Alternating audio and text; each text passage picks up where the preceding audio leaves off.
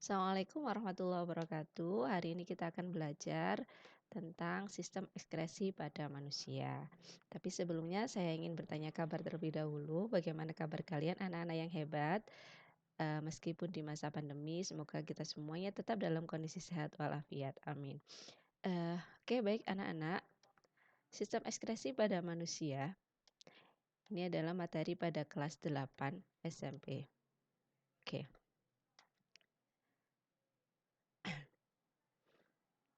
Tubuh kita pada dasarnya membutuhkan energi, iya apa tidak? Nah, bagaimana caranya tubuh kita mendapatkan energi? Caranya adalah dengan melalui apa? Iya, betul, melalui makan dan bernafas. Proses pembentukan energi melalui makan dan bernafas ini kita biasa menyebutnya sebagai proses metabolisme dalam tubuh. Ketika tubuh kita melakukan metabolisme, ternyata bukan hanya saja energi yang dihasilkan, tetapi metabolisme juga menghasilkan zat sisa yang tidak berguna bagi tubuh kita.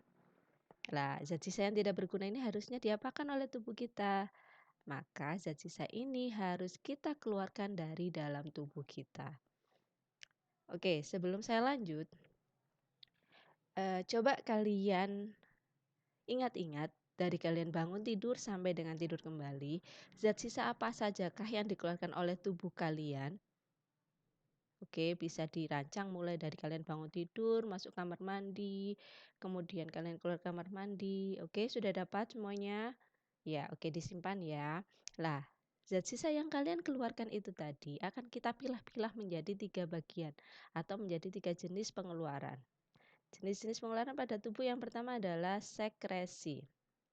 Nah, ini pengeluaran zat yang masih dibutuhkan oleh tubuh seperti pengeluaran hormon dan enzim. Nah, ini kalau zat masih dibutuhkan oleh tubuh otomatis keluarnya tidak selalu keluar dari dalam tubuh, masih bisa di dalam tubuh kita. Kemudian yang kedua adalah defekasi. Defekasi adalah pengeluaran zat sisa sistem pencernaan yang dikeluarkan melalui anus. Paham ya maksudnya ya?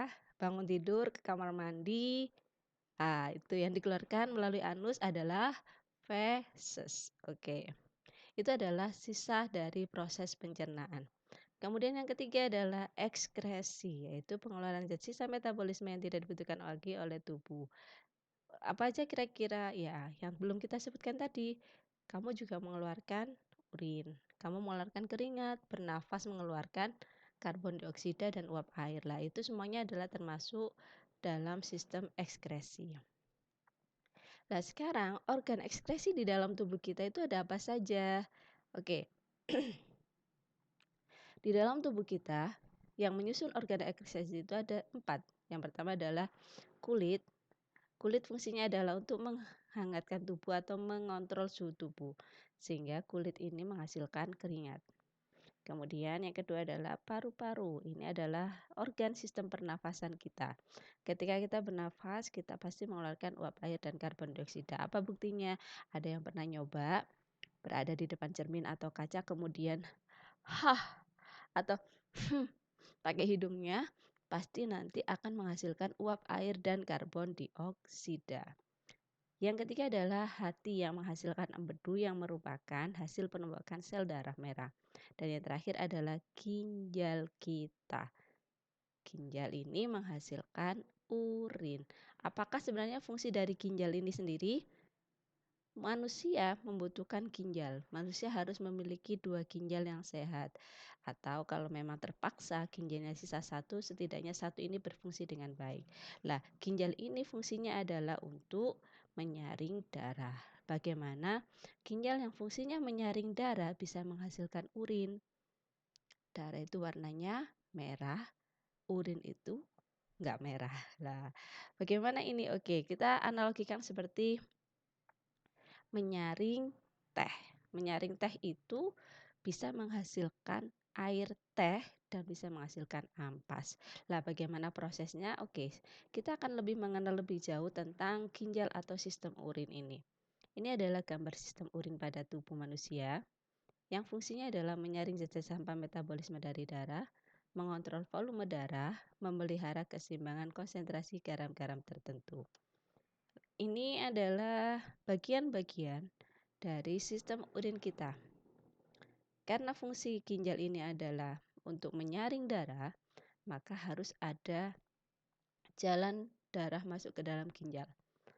Jadi di sini ada arteri ginjal, ada vena ginjal, kemudian ada ureter, ada kantung kemih, dan ada uretra. Dimulai dari darah wajib masuk ke ginjal dulu. Darah masuk ke ginjal melalui arteri ginjal.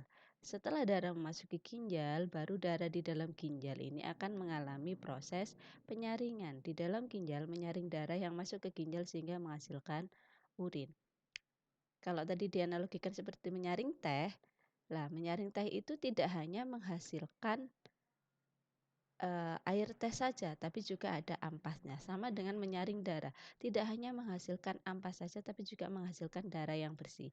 Kemanakah darah yang bersih? Darah yang bersih akan bergerak menuju ke vena ginjal. Setelah mengalami penyaringan, darah meninggalkan ginjal melalui vena ginjal. Bagaimana dengan ampasnya? Ampas inilah yang akan diolah oleh ginjal sehingga dia akan berubah menjadi urin yang selanjutnya akan dikirim melalui saluran ureter.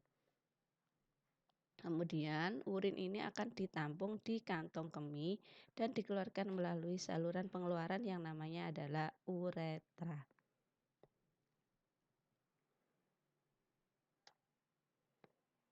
Ini adalah gambar penampang ginjal. Kalau kita potong ginjal itu di tengah-tengah, itu maka kita akan melihat seperti ini. Bagian di dalam ginjal ini yang terdiri dari bagian-bagian ginjal, ada kulit ginjal, korteks, terdapat glomerulus dan simpai Bowman membentuk kesatuan yang disebut badan Malpighi. Korteksnya ada di sebelah sini yang paling luar ini. Kemudian ada sumsum ginjal atau medula. Kemudian ada juga rongga ginjal atau pelvis. Pelvis ini tempat penampungan sementara urin sebelum akhirnya dikeluarkan.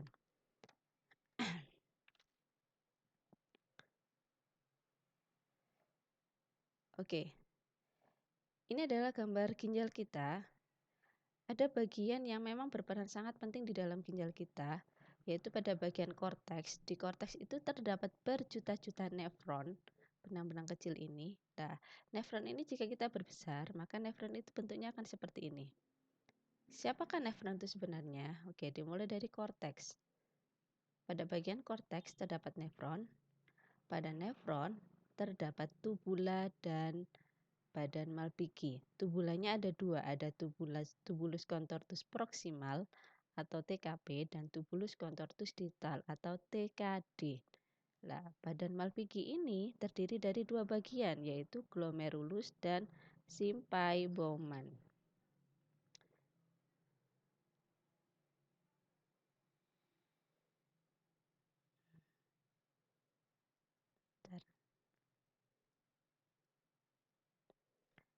Oke, ini ada video tentang proses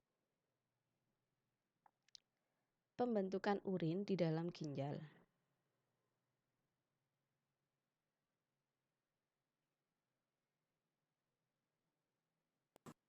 Dua, mekanisme pembentukan urin pada ginjal. Sekarang, mari kita melihat dalam mengenai ginjal.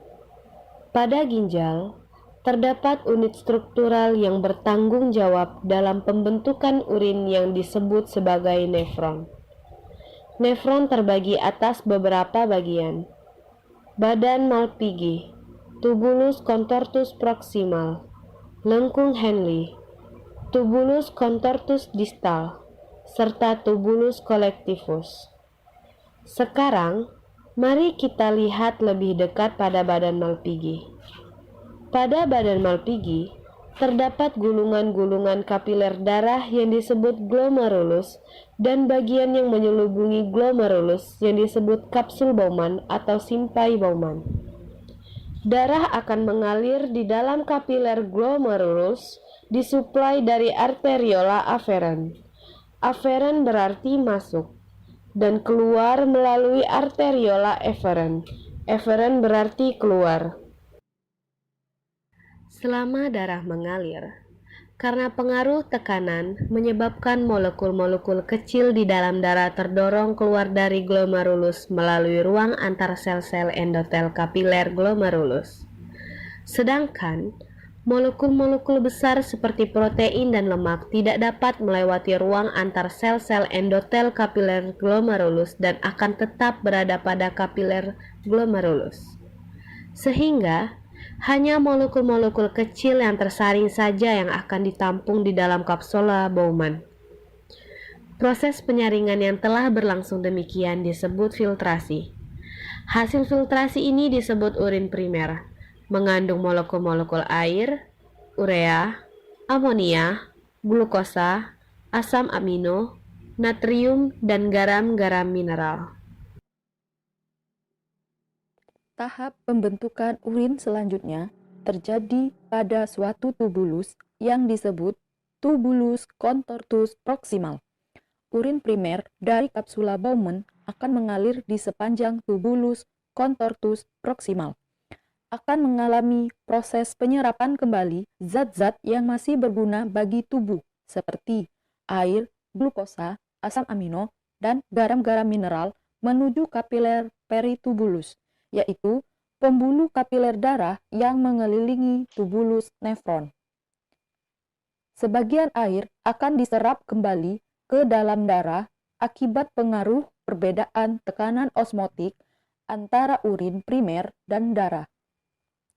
Glukosa dan asam amino akan diserap kembali melalui transport aktif melewati epitel tubulus menuju kapiler peritubulus, sedangkan molekul-molekul yang tidak berguna seperti urea dan amonia akan tetap berada pada tubulus contortus proximal.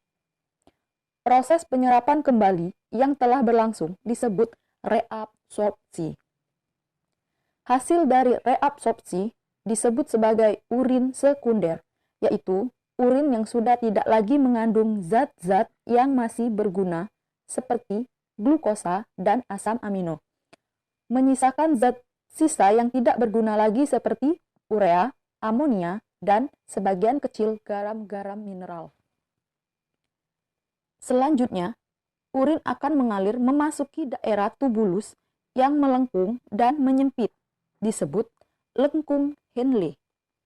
Daerah lengkung Henle dapat dibagi menjadi dua, yaitu daerah turun atau descendant dan daerah naik atau ascendant. Urin yang melewati daerah turun akan tetap mengalami reabsorpsi, sedangkan daerah naik akan mengalami augmentasi. Augmentasi akan dibahas pada tubulus selanjutnya. Selanjutnya, urin akan memasuki tubulus tempat berlangsungnya proses terakhir pembentukan urin, disebut tubulus contortus distal.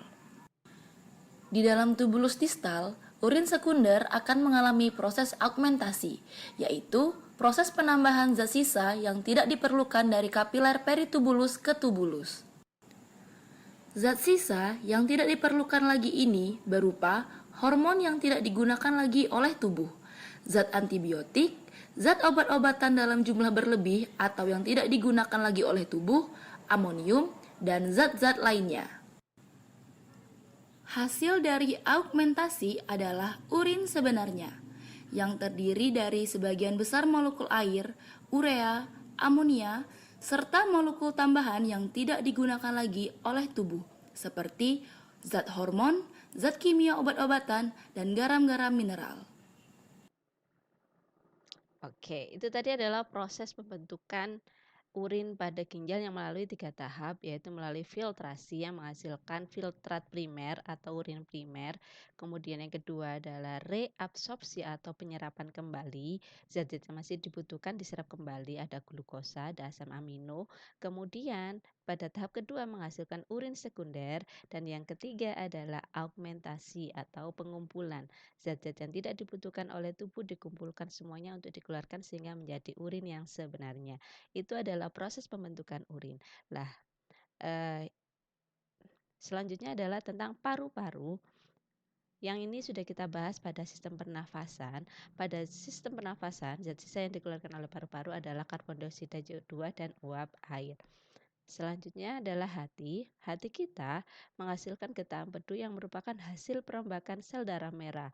Kita tahu hasil perombakan sel darah merah ini digunakan dalam sistem pencernaan untuk mengemulsi lemak sehingga dia mudah dicerna oleh tubuh. Selain itu, hati juga menghasilkan urea yang merupakan hasil perombakan protein, kemudian menetralkan obat dan racun, tempat pembongkaran sel darah merah yang sudah tua, dan tempat pembuatan atau pembongkaran glikogen. Terakhir adalah kulit kita. Nah, ini kulit kita fungsinya adalah pelindung tubuh dari kuman. Coba bayangkan kalau tubuh kita tanpa kulit. Aduh, kena air aja perih ya. Apalagi kalau tanpa kulit. Berarti nanti kuman-kuman gampang masuk dalam tubuh kita. Yang kedua adalah mengatur suhu tubuh dan menjaga agar pengeluaran air tidak berlebihan. Kemudian yang ketiga adalah sebagai alat ekskresi yaitu mengeluarkan minyak dan keringat. Baik anak-anak, itu tadi adalah materi yang akan saya sampaikan tentang sistem ekskresi yang sudah saya sampaikan. Nah, selanjutnya, penyakit apa saja yang menyerang pada sistem ekskresi? Coba kalian amati di lingkungan sekitar kalian, adakah orang yang terjangkit penyakit yang menyerang pada organ sistem ekskresi? Bisa menyerang pada ginjal, paru-paru, kulit, ataupun hati. Selanjutnya, buatlah laporan pengamatan kalian yang berisi nama penyakit, penyebab, dan cara pencegahannya. Selamat belajar, semoga sukses. Salam sukses. Assalamualaikum warahmatullahi wabarakatuh. Terima kasih.